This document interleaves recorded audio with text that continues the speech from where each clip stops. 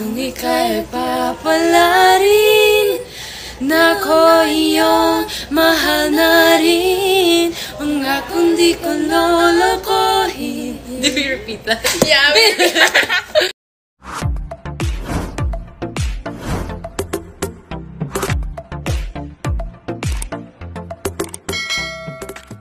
Ang Eat Bulaga hosts at The Barkads na sina Atasha Mulak at Karen Aistrop kinagiliwan at hinangaan ng maraming netizens online matapos nilang iduet at i-cover ang isa sa classic na awitin ng singer na si Siti na Para Sa Akin.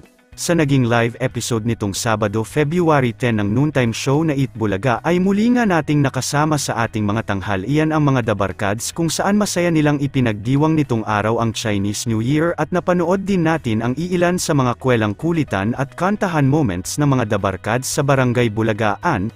Mapapansin natin na sobrang humanga rin si Tito Soto kay Atasha Mulak nang kumanta ito sa Eat Bulaga dahil lumabas talaga ang husay din nitong pag-awit.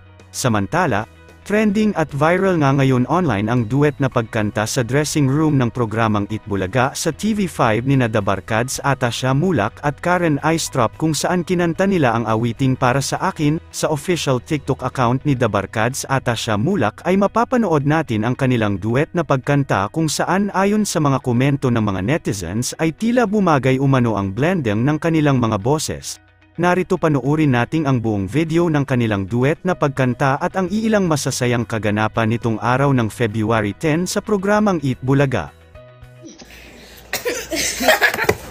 Okay. 3, 2, 1, and kung ika'y magiging akin, di ka na muling luluha pa.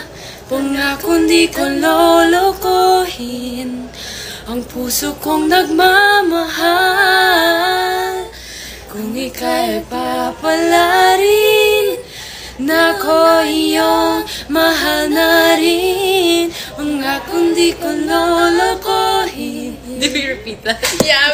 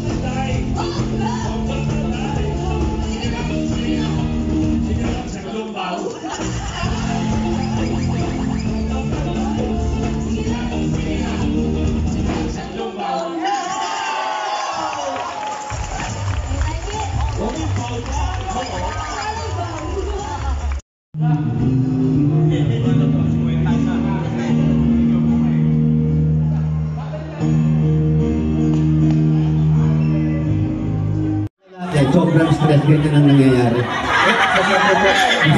Sobrang na shampoo. Ako sa puyat eh. Saan po ang bahay ko yan? Sa ito, Tutugan. Malapit na yan? Yan sa kanto. Sa kanto lang pala. Ano ba hinintay natin? Sugar!